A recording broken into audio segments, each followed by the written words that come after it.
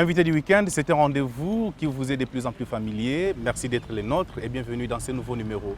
Nous recevons pour vous Maître Olivier Mazianda. Bienvenue Olivier. Merci beaucoup Alfred. Vous êtes expert du droit de l'assainissement et coordonnateur de l'ONG ACG Déchets, c'est ça? Effectivement, je suis Olivier Mazianda, Lusambo, comme vous avez dit. Je suis coordonnateur de l'Agence congolaise pour la gestion des déchets, en sigle ACG Déchets, qui est INASBEL, qui œuvre dans les secteurs de l'assainissement, avec une approche scientifico-technique. Je pense à ce titre que vous me recevez. Exactement, donc vous avez une expertise dans les questions de droit liées à l'assainissement. Et ça fait combien de temps que vous êtes dedans? Oui, effectivement, je dirais il y a plus de 8 ans que je suis activement engagé dans les recherches au niveau du droit de l'assainissement. Ces recherches ont eu lieu suite à l'observation que nous avons faite de la situation de l'insalubrité dans la ville. Et depuis lors, nous sommes engagés à pied d'œuvre dans cette recherche. Je voudrais savoir d'entrée de jeu, lorsqu'on parle des droits de l'assainissement, on fait allusion à quoi? Les droits de l'assainissement n'est simple que l'ensemble de la réglementation juridique dans les secteurs de l'assainissement. Et cette réglementation se trouve dans la Constitution, dans les lois ainsi que dans les actes réglementaires. Et chez nous en RDC, l'assiette ou l'origine du droit congolais de l'assainissement se trouve dans la Constitution, particulièrement dans l'article 53, qui dit que toute personne a droit à un environnement sain et propice à son épanouissement intégral. Et c'est cette disposition qui est même génératrice du droit congolais de l'assainissement. Et nous pouvons dire même que cette disposition fait partie d'un droit fondamental. Parce que chez nous au Congo, nous sommes tenus, en dépit de tous les autres droits que nous pouvons être bénéficiaires, à avoir notamment les droits de l'assainissement qui n'impliquent pas seulement que les droits, mais aussi l'obligation de défendre cet environnement. En fait, les droits de l'assainissement, c'est l'ensemble des interdits et des normes qui se trouvent dans les secteurs de la vie quotidienne qui touchent à l'assainissement. Mais au niveau de la RDC ou encore au niveau de Kinshasa plus particulièrement, est-ce que ces droits existent-ils réellement? Oui, je dirais que ces droits existent. Les droits existent par le fait que la Constitution a reconnu ces droits à toute personne. Il y a un problème, certes, au niveau des méconnaissances de ces droits. Et il y a également beaucoup d'autres contraintes liées à l'effectivité de ces droits. Et je pense que c'est ce qui fait que ces droits puissent souffrir de son application sur le terrain. Mais parce que vous avez dit, vous faites des recherches sur justement ces droits de l'assainissement. Et d'ailleurs, vous êtes en train de préparer votre thèse dans ce domaine-là. Quelle est la lecture que vous faites de ces droits aujourd'hui? Les droits de l'assainissement, malheureusement, fait partie de ces droits fondamentaux qui souffrent des connaissances. Parce qu'on n'a pas beaucoup vulgarisé là-dessus. Et puis, même les acteurs qui sont impliqués dans les travaux d'assainissement, dans les travaux de la salubrité, n'ont pas énormément une maîtrise sur tous les contours liés aux droits de l'assainissement. Je dirais qu'il n'y a pas beaucoup de scientifiques qui ont amorcé des recherches. À ma connaissance, chez nous, à l'université de Kinshasa, je suis jusqu'alors le seul au niveau du cycle doctoral qui est en train de parfaire les recherches dans ce domaine. Moi, je pense que les grands problèmes des droits de l'assainissement, c'est ces paradoxes des connaissances. D'un côté, tout le monde reconnaît les méfaits que nous subissons sur l'environnement humain en termes de pollution liée à toute nature. Mais de l'autre côté, les gens ne se soucient pas très bien de pouvoir réfléchir comment réguler comme il faut ces secteurs. Et alors, l'avantage du droit de l'assainissement comparativement à certains autres droits a tiré son sens, a tiré son origine dans la Constitution. Et cela a un caractère contraignant. Donc j'espère que c'est le mal. Mais outre le fait que ces droits ne soient pas vulgarisés, qu'ils ne soient pas très connus du grand public, beaucoup même aussi du législateur, parce qu'on a l'impression que le législateur lui-même n'a pas une bonne maîtrise de ces droits qui est garanti par la Constitution. Quelle autre contrainte on peut relever de ces droits ou qui fait que ces droits ne soient pas vraiment pris à bras le corps? Bon, c'est ce que je dis, il y a au-delà des problèmes de vulgarisation, les aspects de la volonté politique. Parce que ce qui est vrai, les gouvernements congolais pendant plusieurs années n'ont pas placé les droits de l'assainissement comme étant partie de ses priorités. En fait, il faut que les droits de l'assainissement ou les secteurs de l'assainissement dans son ensemble puissent être placés au plus haut degré comme étant les priorités du gouvernement. Moi, je pense que c'est à ce sens-là que nous, experts, on pourra voir quelles sont les pistes qu'on pourra proposer pour régir convenablement notre société. Mais lorsqu'on constate quand même que le président de la République veut faire de la RDC vraiment un véritable pays leader des questions de l'environnement, donc à mon avis personnel, je pense que les droits de l'assainissement prennent tout son sens avec cette impulsion du chef de l'État.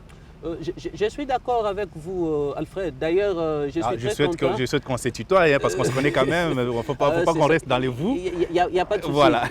Donc tu peux me tutoyer, mais moi aussi je peux te tutoyer. Merci beaucoup. C'est le week-end, hein? Voilà. D'ailleurs, je suis d'accord avec toi, Alfred. J'étais en train de dire que lorsque moi j'ai entendu la volonté manifeste du chef de l'État, j'étais très content. Mais ce que j'attends est que cette volonté puisse être muée en pratique. Et ce qui est vrai, les secteurs de l'assainissement devraient subir une réforme. Et chez nous en RDC, c'est depuis 2013 que nous avons débuté à mettre en œuvre cette réforme. Et je suis parmi les acteurs clés qui travaillent dans cette réforme. Mais il faut bien sûr savoir que toute réforme commence d'abord au niveau des instruments juridiques. Et je vais vous dire qu'aujourd'hui, il n'y a aucune loi particulière qui parle de l'assainissement chez nous en RDC. L'assainissement est régi dans la loi générale, qui est la loi de 2011 sur les principes fondamentaux relatifs à la protection de l'environnement. C'est dans cette loi qu'on trouve quelques dispositions qui protègent la gestion des déchets, mieux l'assainissement. Mais si il faut chercher dans d'autres textes qui sont éparses, notamment la loi relative à l'eau, ainsi que d'autres textes, on trouve quand même quelques dispositions qui touchent l'environnement. Donc nous pensons qu'il a fallu coordonner tout ce qui concerne le problème de l'environnement dans un texte unique.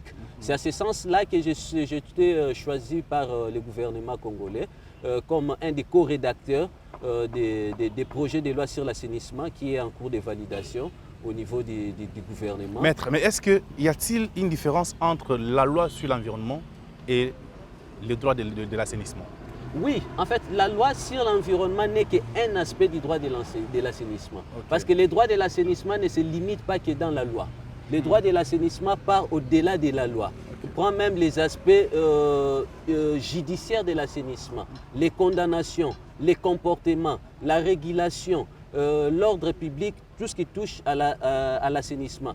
D'ailleurs, je vous dirais un contexte. Chez nous, en RDC, lorsqu'on parle de l'ordre public, et même sous d'autres cieux dans la famille des droits romano-germaniques, on dit que l'ordre public comprend la sécurité, la salubrité et la tranquillité. C'est-à-dire, on dira à quelqu'un que l'ordre public est troublé plutôt s'il y a insécurité, s'il y a insalubrité et puis s'il y a manque de tranquillité publique. Mais on constate chez nous, généralement, les services chargés de conserver cet ordre public sont mis en avant que si il y a insécurité et puis s'il y a trouble public. Mais la question de la salubrité publique ou de l'insalubrité ne mobilise pas la terre étatique chargée de poursuivre ou de conserver l'ordre public. C'est à ce sens-là que les droits de l'assainissement ne se limitent pas qu'au niveau de la réglementation ou de la législation, mais les droits de l'assainissement partent jusqu'à l'application de ces mesures et voire même au niveau de la régulation, les réactions, l'interaction entre la population et les structures établies,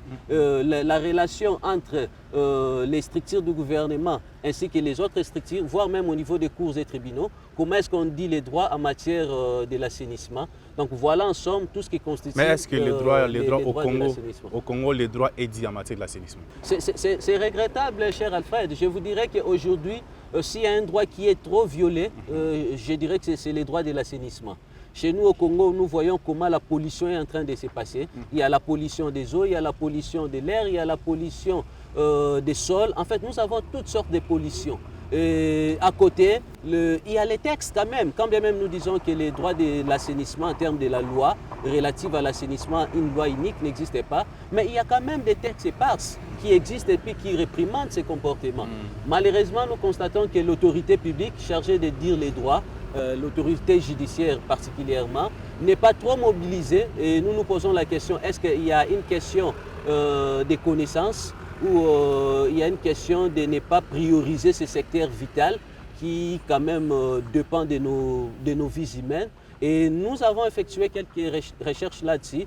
Au niveau des cours et tribunaux, nous avons constaté que dans les palmarès, les questions relatives à la pollution de l'assainissement, du milieu particulièrement, ne font pas vraiment généralement l'objet des sanctions exemplaires. Et nous condamnons ces actes. Nous pensons que nous sonnons les sonnettes d'alarme pour que le gouvernement puisse voir comment on pouvait agir un peu plus là. Et quelles sont les matières qui rentrent un peu dans ces droits de l'assainissement? C'est la pollution sonore, la pollution de l'air. Quelles sont les différentes matières qui peuvent rentrer dans ces droits? Voilà, en fait, les droits de l'assainissement est un droit qui comprend plusieurs sous-secteurs, ou les secteurs de l'assainissement. Nous avons la gestion des déchets, fait partie du droit de l'assainissement. Et dans la gestion des déchets, nous avons la gestion des déchets liquides, la gestion des déchets solides, ainsi que les eaux de pluie qui font partie des déchets liquides notamment, ainsi que les excréta, les toilettes, les bouts de vidange.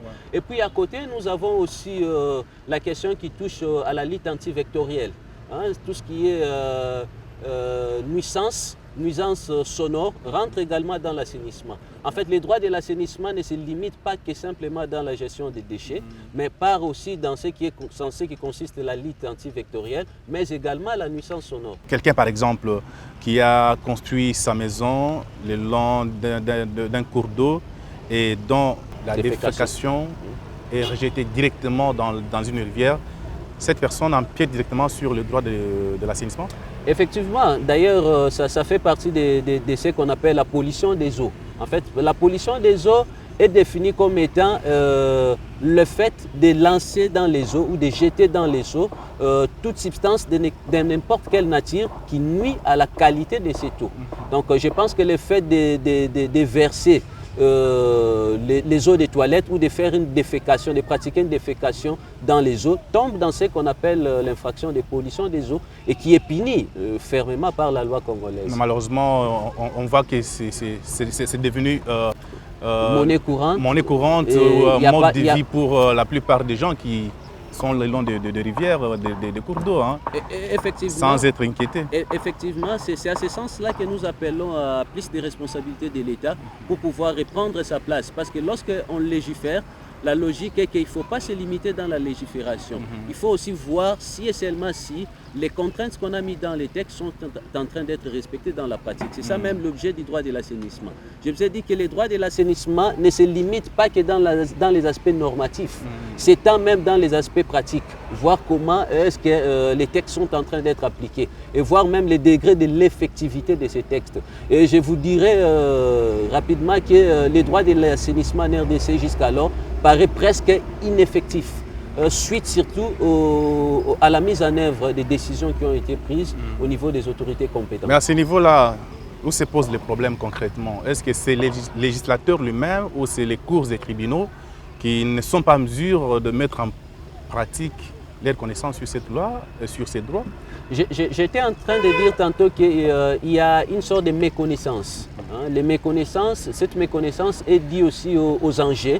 Si les personnes qui sont chargées d'appliquer ces textes comprennent les enjeux que courent les manques d'assainissement dans une ville, ils comprendront. Je vous dis en passant par exemple, l'OMS a fait son rapport en 2015 disant que 80% des maladies qu'on a en RDC, précisément dans la ville de Kinshasa, sont dues à l'insalubrité. C'est-à-dire que s'il faut comptabiliser les personnes qui vont dans nos morts, dans nos cimetières plutôt, vous comprendrez que 80% des morts que nous pleurons sont ces personnes-là sont décédées parce qu'on n'a pas pu assainir nos milieux. Et au-delà de cela, il y a les WSP, Water Sanitation Programme, qui a lancé une étude en 2012 qui a chiffré les manques à gagner que la RDC perd en termes de manque d'assainissement. C'est chiffré à 108 millions de dollars par an. C'est-à-dire que les chiffres que nous dépensons en termes de soins de santé, en termes de médicaments que nous achetons, par le fait de ne pas assainir nos milieux. C'est-à-dire qu'il y a beaucoup d'aspects liés à l'assainissement, pas seulement l'aspect environnemental, il y a l'aspect sanitaire, il y a l'aspect politique, et il y a plusieurs aspects. En fait, l'assainissement, c'est un secteur vital. Il faut qu'on arrive aujourd'hui à faire comprendre tous les acteurs qui prennent part dans ce cheminement, l'intérêt qui regorge l'application de ces droits d'assainissement. Et pour aller plus vite dans votre question, je dirais que les responsabilités sont partagées. Au niveau des textes, moi je ne dirais pas que les textes qu'on a actuellement suffisent pour réglementer les secteurs. Parce que par exemple, dans la loi relative à la protection de l'environnement, il y a eu plus ou moins 3-4 décrets qui ont été prévus pour mettre en œuvre cette loi en termes de gestion des déchets. Mais jusqu'à aujourd'hui, je vous dis, aucun de ces décrets n'a été pris. C'est-à-dire que l'effectivité de ces décisions se trouve bloquée, pas seulement au niveau des acteurs qui devraient mettre en œuvre, mais également au niveau des mécanismes et des mesures d'application qui ne suivent pas.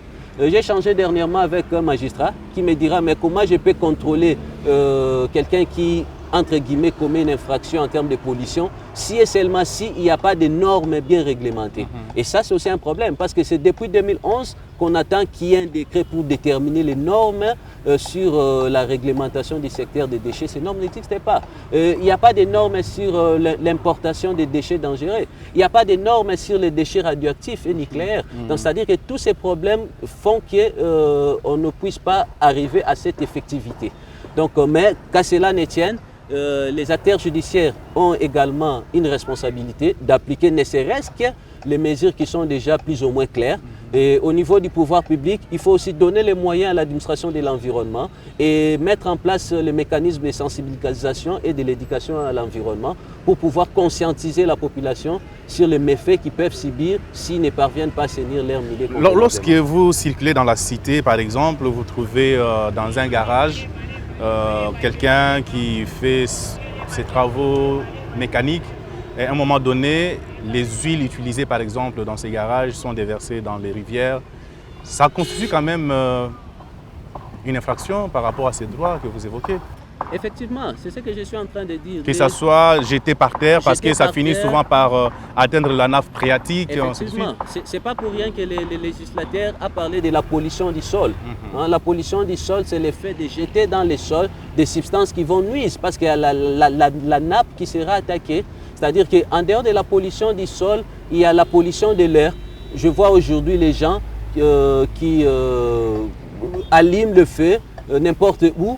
Et ça fait partie d'une des formes de pollution. Il y a par exemple les véhicules, sous d'autres essais, on a réglementé la condition des véhicules qui polluent. Vous avez vu les fameux contentieux qui existent en Europe et puis aux États-Unis. Chez nous, la pollution de l'air n'est jusqu'alors pas même évoquée. C'est-à-dire que l'assainissement prend en compte la question de la pollution de l'air, prend en compte la question de la pollution des eaux ainsi que la question de la pollution du sol. Alors, à Kinshasa ou en RDC, il y a eu des édits, il y a eu des décrets qui ont été pris, et il y a eu des arrêtés même qui ont été pris parce que vous vous souvenez, tu te souviens, tu as eu à analyser avec moi l'arrêté qui a été pris par exemple par Bruno Tshibala interdisant l'importation des déchets, des sachets, des sacs plastiques, ainsi de suite. Bref, il y a beaucoup d'édits, il y a beaucoup d'arrêtés, voire même des décrets qui ont été pris. Comment vous analysez tout ça au regard de la réalité du terrain?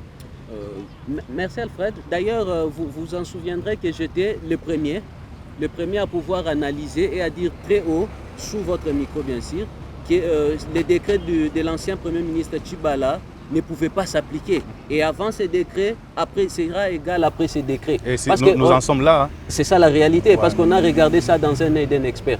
Parce qu'on a compris que nous avons quand même les textes qui se prennent à la hâte. Et les textes chez nous, malheureusement, se prennent pour protéger certaines valeurs. Et ces valeurs ne sont pas des valeurs générales, ce sont des valeurs particulières, les intérêts, je dirais mieux. En fait, dans ces décrets, on a voulu protéger l'intérêt financier d'un groupe qui pouvait profiter du fait qu'il y a des exploitants, des entrepreneurs qui produisent les déchets plastiques, mais on n'a pas bien fait les choses. Alors que si les choses étaient très bien faites, moi je pense que cet argent pourrait servir à la nation. Parce qu'on ne peut pas comprendre par exemple que les secteurs de l'environnement puissent être réglementés par les ministres de l'Industrie. C'est ce que nous avons vu avec les contreseins de ces décrets. Et moi, j'avais décrié parce que les ministres de l'Industrie n'avaient pas pour mission, au niveau de ces attributions, de pouvoir protéger l'écosystème et l'environnement. Donc, il a fallu asseoir les structures spécialisées du ministère de l'Environnement pour pouvoir proposer les pistes idoines. Moi, je pense qu'on n'est pas que dans ces décrets. Il y a plusieurs autres textes qui se prennent sous allusion de pouvoir protéger l'environnement, mais en réalité, les contenus de ces textes ne cadrent pas avec la réalité voulue en termes de la réglementation du secteur de l'environnement. Comme quel texte, par exemple? Je ne voulais pas choquer beaucoup de gens, mais je dirais en passant, je suis très content d'apprendre que dans les projets de loi des finances actuelles, on a inséré l'écotaxe. Et je suis content également parce que j'étais parmi les gens qui plaidaient et j'étais dans une commission préparatoire qui travaillait pour que cette écotaxe puisse être mise à jour et être confirmée par les textes. Attends d'abord. vous, avec vos termes, c'est très compliqué parfois. Écotaxe, c'est quoi encore? Oui, l'écotaxe, c'est simplement une taxe qui est prélevée sur les produits présumés à polluer l'environnement. Okay. C'est-à-dire tout produit manufacturel, tout produit de fabrication qui pourra avoir comme finalité dans l'environnement est susceptible de pouvoir payer pour son ramassage à la fin, tant que ça s'est produit. Donc une façon de compenser cette pollution. Effectivement. C'est-à-dire que tout producteur qui met en œuvre un produit et qui sait que ce produit après utilisation deviendra déchet, il est tenu de verser déjà en amont de la fabrication une somme qui pourra prendre en compte ces produits tant que ce produit deviendra déchet. Okay. Et c'est là et au niveau interne et au niveau externe en ce qui concerne les produits à l'importation. Ok. Mais pour les cas, par exemple, de cette loi des finances 2020, comment ça va se passer? Est-ce qu'il y aura un mécanisme pour collecter cette taxe ou bien ça va se passer comment? Parce que tu as travaillé dedans. Effectivement, d'ailleurs, je disais que nous sommes en pleine réforme. Et dans le cas du secteur de l'assainissement, nous avons voulu qu'on mette en place une direction générale de l'assainissement. Tu veux à ce qu'il y ait une direction qui va coordonner? Pas fortement une direction, parce qu'actuellement il existe une direction nationale d'assainissement, mais avec des prérogatives bien limitées parce que la direction se trouve à l'intérieur du secrétariat général. Mais nous voulons qu'il y ait une autonomie de gestion, c'est-à-dire qu'avec une autonomie financière et juridique. Mais pourquoi ne pas alors prendre ces directions qui existent déjà, lui accorder plus, donc élargir son champ d'action et lui donner plus de moyens pour faire ce que vous souhaitez? Comme vous voulez que je parle vite de la direction provinciale, je vous dirais même l'architecture actuelle des FONAC ainsi que des RASKIN pose un problème. Parce que nous savons que les fonds d'assainissement de Kinshasa et la régie d'assainissement de Kinshasa, RASKIN, se trouvent bloqués au niveau de leur tutelle. Parce qu'on ne peut pas avoir un contrat avec FONAC ou RASKIN aujourd'hui sans passer par le ministre provincial de l'Environnement. Alors le fait de passer par le ministre provincial de l'Environnement peut faire que les projets ne puissent pas avoir son sens jusqu'à l'application. Parce que les projets passent du niveau politique et ça intervient à la fin au niveau technique. Mais si seulement si par exemple les FONAC étaient autonomes et qu'ils pouvaient jouir de son autonomie et qu'au niveau national, il y a une structure qui contrôle les cadres techniques de l'opérationnalisation des FONAC, moi je pense qu'il y aurait une transparence parce que les FONAC auraient à avoir une autonomie de gestion de ses finances, mais ce n'est pas l'architecture qu'on a actuellement. C'est à ce sens-là que nous plaidons dans les cadres de la réforme. À ce niveau, il y a une sorte de limite, donc c'est-à-dire que le FONAC ne peut pas faire son travail de manière libre. Il n'y a pas une indépendance parce qu'il y a des immixtions politiques. Là, il faut les reconnaître, il ne faut pas avoir peur pour le dire.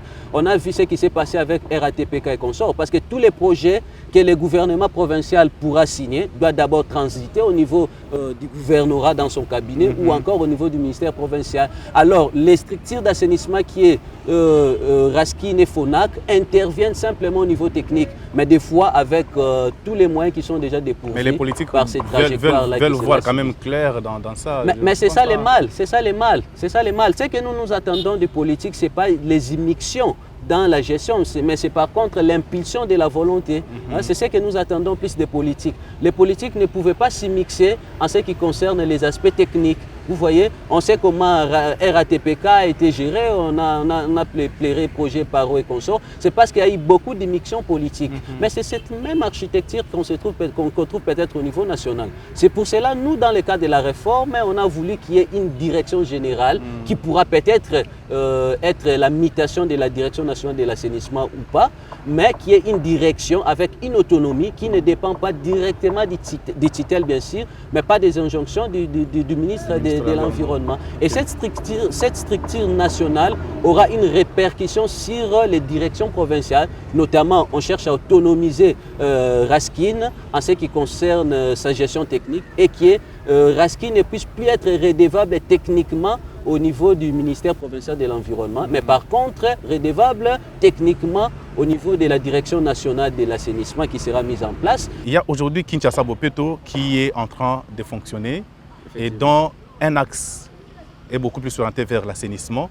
Il y a d'une part la direction nationale de l'assainissement qui existe. Quels devraient être les liens entre ces deux entités?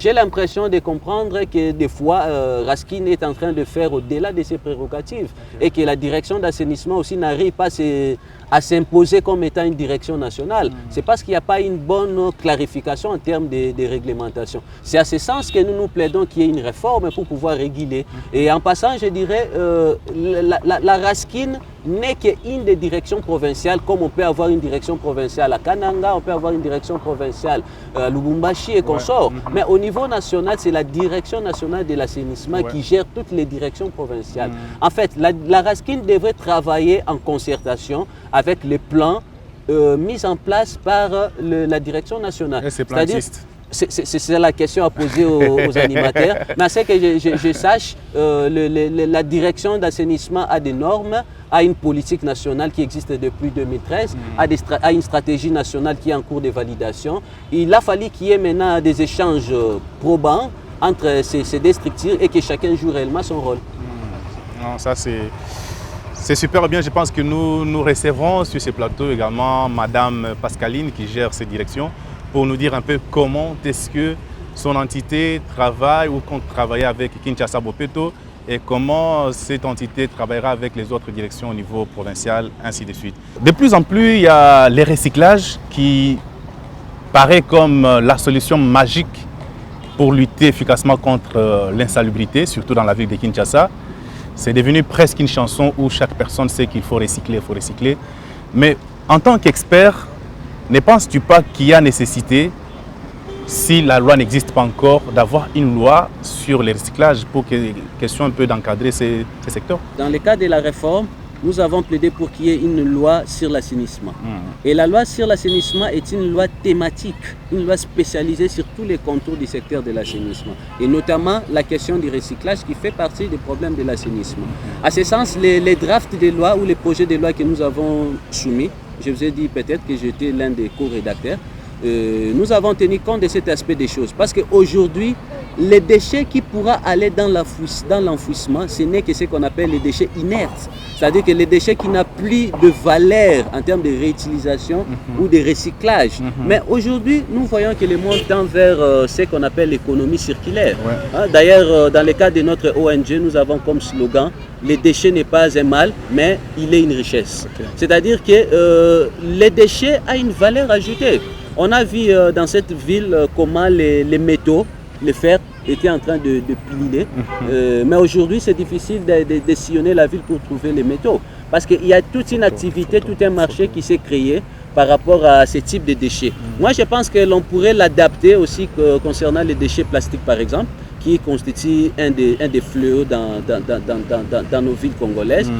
En passant, je vous dis, j'ai représenté la RDC à Johannesburg dans le cadre de la convention régionale sur les stratégies à mettre en place pour élaborer une convention au niveau africain dans la lutte contre les déchets et la pollution plastique. Et j'ai représenté la RDC, j'ai essayé de ramener la voix de la RDC avec sa réforme et nous sommes en train de travailler au niveau de la petite cellule technique pour finaliser ces traités. En fait, cette question de la pollution est une question qui dérange aujourd'hui même les industriels. Parce qu'on ne peut pas vivre dans un monde sans déchets, c'est impossible. Tant que nous consommons, il faut que nous puissions polluer. Mais maintenant, ce que nous recherchons derrière tout ça, c'est comment recycler nos déchets ou comment gérer nos déchets. C'est ça même ce qu'on appelle la gestion des déchets. C'est-à-dire que la gestion des déchets part de la production jusqu'à l'élimination. Mais on a compris qu'on ne peut pas tout éliminer parce que ces déchets peuvent avoir encore un certain nombre de vies. S'il faut les reprendre, ça peut diminuer la production et puis on aura moins de problèmes au niveau de l'environnement. C'est à ce sens-là que nous plaidons à ce qu'il y ait ces mécanismes de recyclage des réutilisations, des transformations, et que les déchets qu'on pourra considérer qui n'ont plus de valeur en termes de réutilisation ou des recyclages, que l'on pourrait mettre dans les centres d'enfouissement en termes de déchets inertes ou de déchets fortement détruisables. Donc voilà un peu comment nous nous prenons sur ce qui est de l'énergie circulaire. Olivier Mazianda, tu parles beaucoup plus de la réforme. Je voudrais savoir quand même, quels sont les grands axes de cette réforme sur l'assainissement sur laquelle vous êtes en train de travailler? Ok, en fait, cette réforme touche toute la chaîne du secteur de l'assainissement. C'est-à-dire ça part du côté institutionnel jusqu'au partenariat public-privé. C'est-à-dire que du côté institutionnel, il faut réorganiser les secteurs, c'est-à-dire les structures chargées de gérer les secteurs de l'assainissement, tant au niveau national. Il faut réformer, tant au niveau provincial, voire même au niveau des ETD. Parce que chez nous, la loi confère la qualité aux communes de pouvoir avoir des brigades d'assainissement notamment. Donc cette réforme touche les côtés institutionnels, mais il y a aussi les côtés juridiques.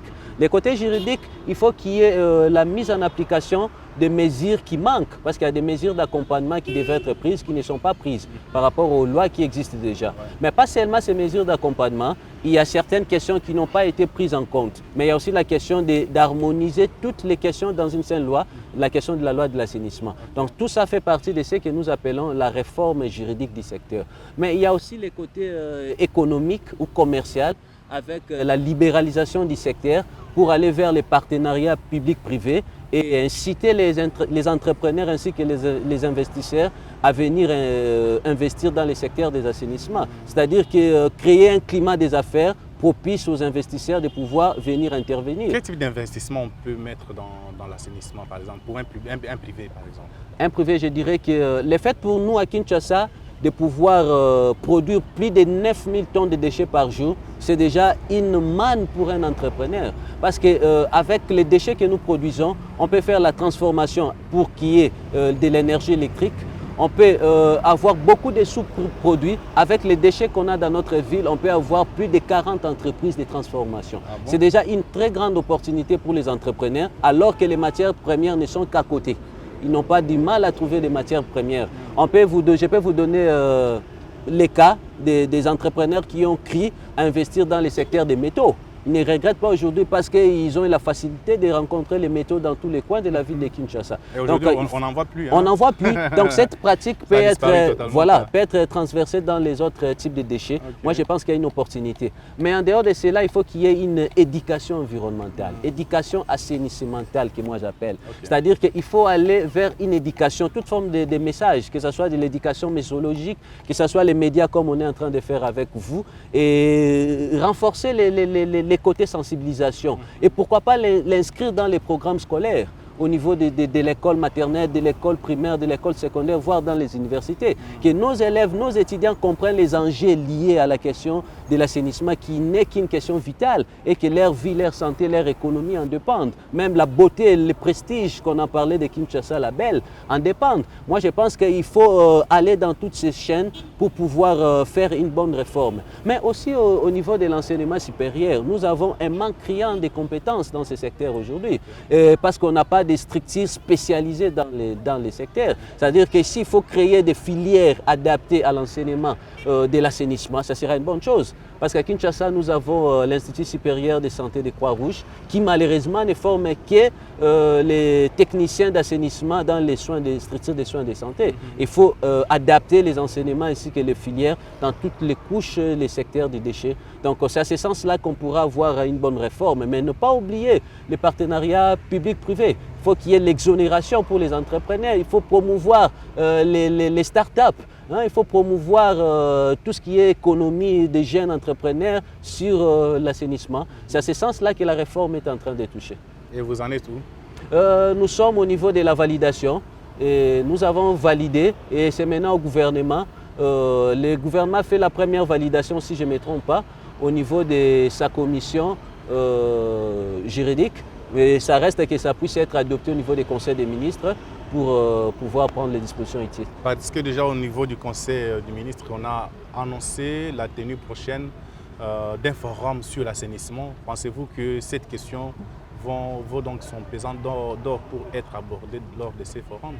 Effectivement, sans pour autant être autorité du ministère de l'Environnement, Mais je pense que les autorités du ministère de l'Environnement qui ont piloté cette réforme auront à trouver un intérêt majeur pour pouvoir passer cette réforme parmi les questions qui seront sur la table. Et d'ailleurs, je pense que je serai dans l'équipe qui va siéger sur cette haute conférence ou cette stratégie qui sera prise dans le secteur de l'assainissement. On ne cessera pas de parler sur cette question-là. Et selon toi, quelles sont les matières qui doivent vraiment faire l'objet de ces forums? Certainement, c'est un forum qui va parler de l'assainissement, mais est-ce qu'il y a-t-il des matières particulières qui doivent faire l'objet de ces discussions? Non, moi je pense que dans le secteur de l'assainissement actuellement, dans le contexte congolais, tout est prioritaire. En tout cas, tout est prioritaire, que l'on soit du côté des déchets liquides, que l'on soit du côté des déchets solides, voire même de ce qui est de la pollution de l'air, de l'atmosphère. Tout est prioritaire. Parce que n'oubliez pas que la RDC a pris beaucoup d'engagements au niveau international, notamment de pouvoir atteindre les ODD d'ici à l'horizon 2030 avec la cible 6.D, qui oblige à tout État de pouvoir arranger son environnement humain. Et d'ici 2030, la RDC est tenue de pouvoir se conformer. Lorsqu'on parle aujourd'hui de la pollution, les inondations par exemple, c'est une question qui touche notamment à la fois aux déchets liquides ainsi qu'aux déchets solides. C'est-à-dire que tout est prioritaire. La question des érosions, la question, on en a beaucoup dans cette ville, hein, même la question de l'écologie, hein, la beauté de la ville. Donc tout est prioritaire. Moi je pense que les secteurs... Kinshasa. Voilà, on doit quand même faire un effort pour pouvoir reprendre cet honneur-là qu'on avait, hein, de Kinshasa à Poto-Moïne, de Kinshasa à La Belle. Donc nous sommes censés, ça va de soi, c'est l'honneur de la citoyenne. Lorsque tu essaies d'examiner Kinshasa-Bopeto, qui est le programme du gouverneur de la ville ou du gouvernement provincial, comment tu trouves? Quelles sont les faiblesses, quelles sont les forces?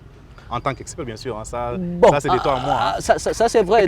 D'emblée, je ne peux pas étaler toutes les faiblesses derrière la caméra, toutes les faiblesses devant la caméra plutôt, sur ce qui est de l'approche utilisée par l'opération Kinbopeto. Mais comme expert, j'ai également l'obligation de pouvoir les expliquer, les approches à prendre pour être plus efficace. D'emblée, je dirais que j'étais très content et je suis encore très content plutôt de l'initiative qui a été prise par l'autorité de la ville par rapport à l'opération Kinbopeto. Mais l'approche mise en place pose un peu un problème, ça c'est vrai. Moi je pense qu'ils sont passés à côté de l'approche. L'approche mise en place n'est pas une approche privilégiable dans le contexte de Kinshasa. Et à ce sens, nous sommes ouverts. Je pense qu'à toute fin utile, on pourra les proposer, les modalités plus pratiques et adaptées au contexte de Kinshasa. Justement, moi je te pose cette question. Ouais, je suis là et je vais répondre. C'est quoi les modalités pratiques adaptables à la ville de Kinshasa aujourd'hui? Notamment la question de l'inclusion. L'opération Kinbopeto a semblé donner une inclusion populaire, mais cette inclusion n'a pas touché l'âme des citoyens quinois. En fait, les citoyens quinois n'ont pas encore approprié, cette question de Kinbopeto parce que la population quinoise n'a pas encore compris les conséquences ainsi que les avantages qu'ils peuvent avoir en suivant cette politique. Moi, je pense que c'est un des domaines qui a manqué à l'opération Bopeto. On a semblé faire une sensibilisation, mais la manière de faire cette sensibilisation n'est pas adaptée à l'approche qu'on pourra utiliser dans le contexte de Kinshasa.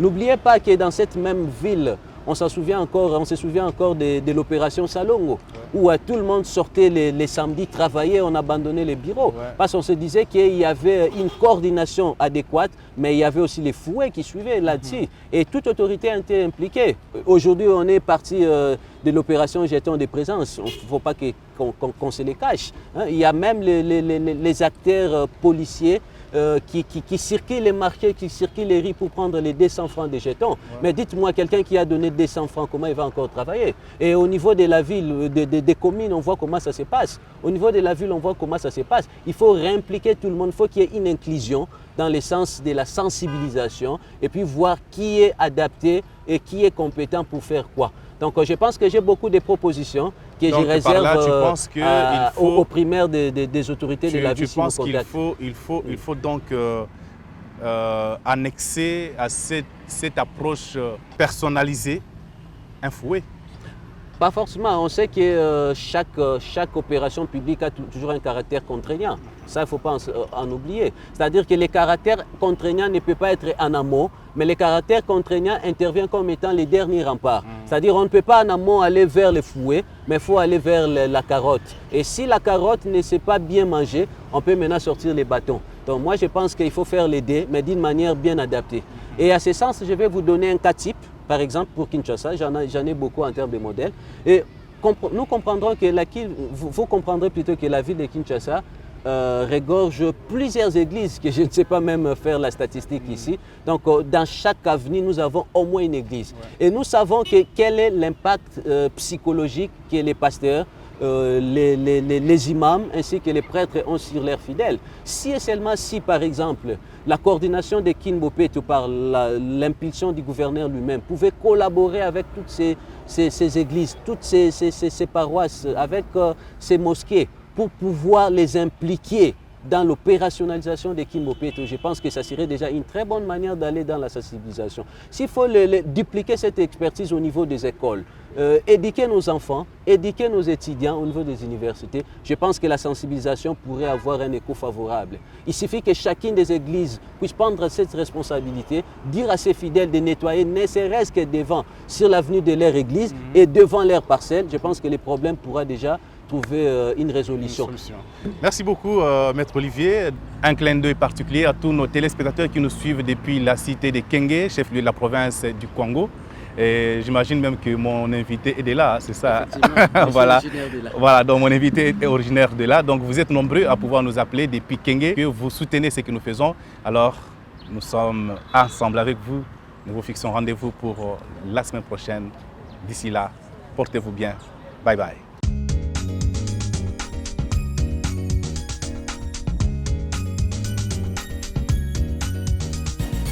Je suis très reconnaissant et je suis très flatté sur la qualité de la production de ces numéros et la qualité du travail qu'Environ News est en train de fournir. Je pense que c'est une chaîne thématique très adaptée aux problèmes liés à l'environnement dans son ensemble. Et je demanderai à tout le monde de pouvoir suivre cette chaîne. Je pense qu'ils ne seront pas déçus. Et également, j'appelle tous les entrepreneurs, toutes les institutions, toutes les structures qui travaillent dans le secteur de l'environnement dans l'ensemble, de pouvoir approcher Environ News. Ils ne seront pas dessus. Je pense qu'Environ News aujourd'hui fait des échos très favorables. Environ News.